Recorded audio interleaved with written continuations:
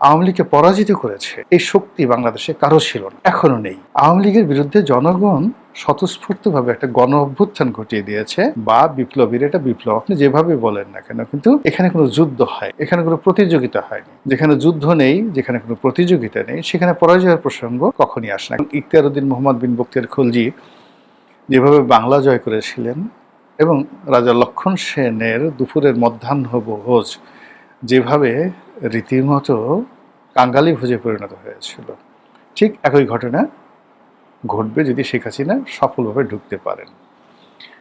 এখন এটা নিয়ে শেখ হাসিনা যারা বিরোধী পক্ষ রয়েছেন, তারা যত বেশি নেতিবাচক কথা বলছেন, যত বেশি ঠাট্টা করছেন, যত বেশি মস্করা করছেন, it means it's a serious matter. যেমন অনেক ইতিহাস থেকে বলার চেষ্টা করছে যে কোনো পরাজিত শক্তি কখনো ফিরে আসেনি, কিন্তু এখানে পরাজয়টা মানে কিভাবে হলো, কার সাথে হয়েছে? এখানে যা কিছু হয়েছে সেটা হলো আপনার যারা আন্দোলনকারী এবং সাধারণ জনতা, তাদের সঙ্গে আইনশৃঙ্খলা রক্ষাকারী বাহিনীর হয়েছে। আর আইনশৃঙ্খলা রক্ষাকারী বাহিনীকে সাপোর্ট দিয়েছে আওয়ামী লীগের নেতারা, কর্মীরা, ছাত্রলীগের। কিন্তু সরাসরি ছাত্রলীগ ছাত্রদল, ছাত্রলীগ ছাত্র শিবির, যুবলীগ যুবদল, মানে এই যে একটা ফ্রন্ট, বা আওয়ামী লীগ বিএনপি, আওয়ামী লীগ জামাত, এরকম কোনো যুদ্ধ তো কখনো হয়নি। তো যুদ্ধ যেখানে হয়নি, ইলেকশনও হয়নি, জনগণের কোনো ভোটও হয়নি, তাহলে এখানে পরাজয়টা কিভাবে হলো?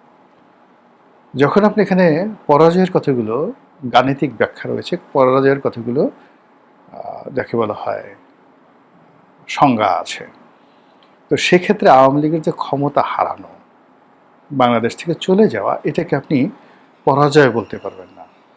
এটাকে আপনি গণ অভ্যুত্থান বলতে পারবেন, বিপ্লব বলতে পারবেন আপনার পক্ষে, মানে যারা বিজয়ী হলো তারা। কিন্তু আওয়ামী লীগকে পরাজিত করেছে এই শক্তি বাংলাদেশে কারো ছিল না, এখনো নেই।